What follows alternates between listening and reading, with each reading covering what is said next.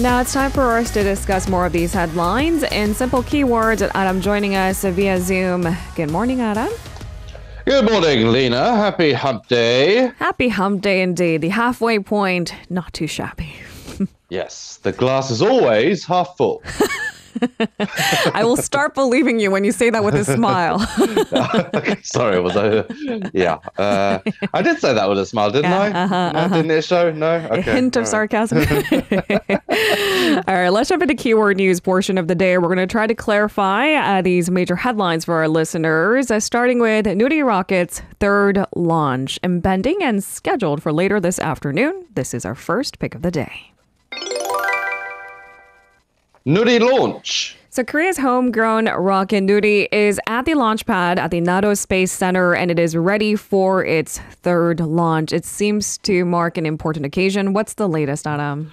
It certainly is an important occasion. It's the real test of the rocket, if you will, this third launch. It was erected at the Space Center, which is located in Gohung, at 11:33 a.m. yesterday. Officials conducted pre-launch checks in the afternoon, and they wrapped up the process at 9:14 p.m., which is a little bit later than scheduled. They were planning on getting it completed by, say, about 7 p.m., but it took a couple of hours longer. Now, the liftoff is likely to take place at 6:24 p.m. today, but of course, with the weather and all those variables in consideration, the time could change, but 6:24 is the scheduled launch time as of now. Now, in June last year, when Nuri was gearing up for its second launch, it did have a temporary setback due to technical glitches, leading to the actual launch date being postponed. But after those issues were fixed, Nuri was successfully launched for the second time.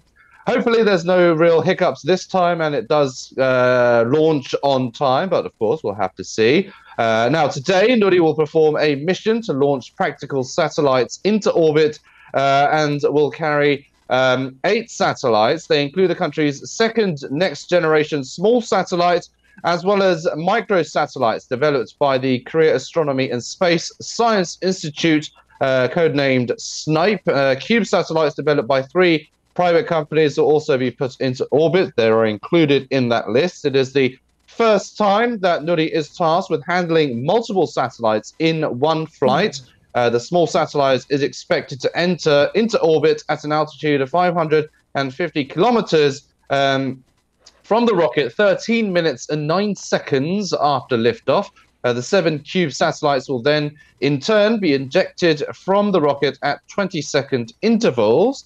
Now, this isn't the last launch. The country plans to conduct 3 additional Nuri rocket launches by 2027. So the country is certainly accelerating its space efforts. All right, so all eyes on are, of course, glued at 6:24 p.m. Rather specific, but as you said, subject to change depending on weather conditions and a number of delicate variables that I couldn't begin to explain, even if I understood it. Just understand that space is hard, and but inevitably we have to be part of the space venture. So all eyes peeled for 6:24 p.m. tonight.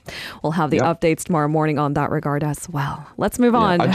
Yes, no. Yeah, I just had a quick look at the weather in Gohung, and it's slightly cloudy, but no rain in the forecast. So if all goes well, it should be launched on schedule. All right, let's move on to our second keyword of the day. CHIPS Act. Korea has asked the U.S. to review Washington's proposed limit on the expansion of production by Korean chip makers in China. So what's the latest on this front?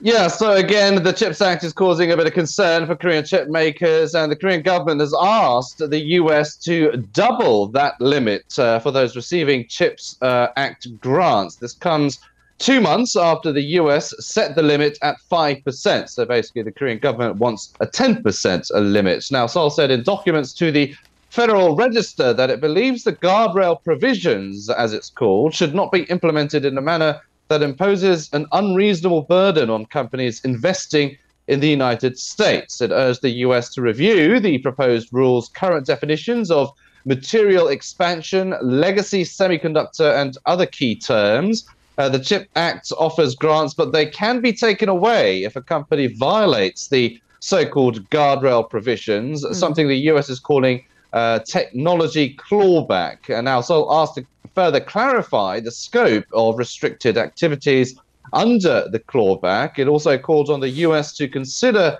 Korea's comments when finalizing the detailed rules on the guardrail provision. So there's no details that have been finalized just yet. So all of this is just basically asking the US to allow Samsung Electronics and SK Hynix to produce more semiconductors in China, even with these US government subsidies. Basically an expansion, not an overall kind of waiver, if you will, but they consider Seoul considers 5% to be a little bit low, considering that if they're making investments in the US, then maybe they should get some compromise and some benefits when they're dealing with China as well, because of course China is a major key market for the Korean chip makers as well. I mean, what the United States cannot ignore is that the Korean companies are set to invest roughly $8 billion in battery factories to be set up in different parts of the United States. And that's just an estimation. You take in inflation, you take in the rising cost of raw materials, and that bill might be even hefty. What that does for the United States is create more jobs locally. And that's something that they cannot step aside. And also the fact that, well, Korea is an important strategic partner on a number of different grounds. So this tug of war seems to continue. Ironing out the details requires more conversation. Certainly does. It's not the last of it, is the subtext of that, by the way.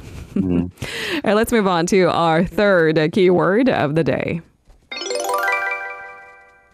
Fukushima inspection. So a Korean team of experts have kicked off a 2-day inspection of the planned release of radioactive water from the crippled Fukushima nuclear power plant. They seem to be really careful about making any sort of announcements before they have all of the data. What can we expect for now?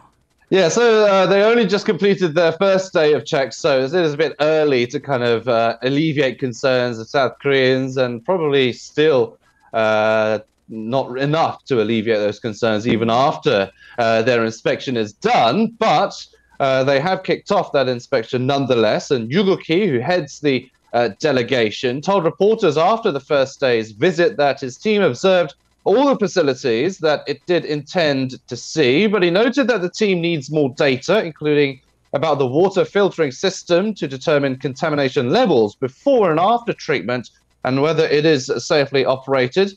He said his team is trying to focus on is to determine, based on scientific evidence and standards, how these facilities work and whether these facilities are working properly, as well as whether the discharge procedure and process are adequate. Now, asked if there is anything that can be done to quell South Korean people's anxiety over the discharge plan, he said, quote, "If we could explain in detail what we have inspected, I think that is meaningful." Now, the team examined the plant's custom purification system known as ALPS and facilities related to tanks designed to store and conduct measurements of radioactive substances.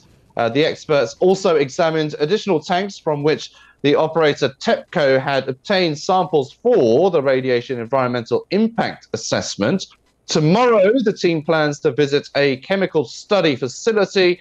They'll also examine the seawater dilution system and discharge facilities. The delegation is scheduled to have what it called in-depth technical discussions based on their findings tomorrow before returning home the following day. So there's been all this talk about, are they going to actually collect samples of the water? The Japanese government said that's not part of the inspection. The Korean government seemed to be on board with that as well, but we'll have to see if the scale and scope is to the satisfaction of the concerned South Korean public. And because that is the purpose of the testing and this team of investigators in Japan in the first place, right? To alleviate concerns of the public.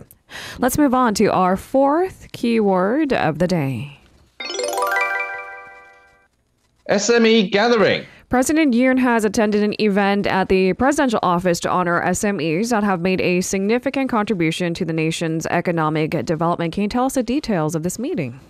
Yeah, so it is the second such event that has been held at the front lawn of the presidential office. Hundreds of SME officials joined. They had chicken and beer with President Yoon, and Yoon reportedly chose the menu himself to encourage open-minded conversations among participants. I don't know whether that's because of the chicken and beer or just the beer itself. Who knows? Certainly casual. It certainly does help if there's a bit of alcohol involved. But there you have it. That was the choice of menu. Now, the heads of 9 of the nation's conglomerates also attended. That's more than last year's 5. Now, the heads of the conglomerates pledged to foster healthy cooperation with smaller suppliers. The event is aimed to review the SMEs' performances and recollect on the shared goal of Korea's economic prosperity. It highlighted SME business efforts to reconstruct the war-torn Korean economy in the latter half of the previous century and was a mingling venue for business heads and government officials. Now, it looks ahead also to the next 100 years to build Korea into a world-class country with the strength of SMEs and entrepreneurs and the vitality of small businesses. Yoon said quality jobs are not created by direct government financing, but by companies and startups. Ever since his election campaign, he's always been touting the kind of cooperative nature between the public and private sectors, and how the private sector should also chip in trying to help the overall economy of the country. And Yoon added that the government is doing its best to ensure that the market operates fairly and efficiently. And he's always been pledging to conduct these reforms in terms of the economy and labor and pension and whatnot as well.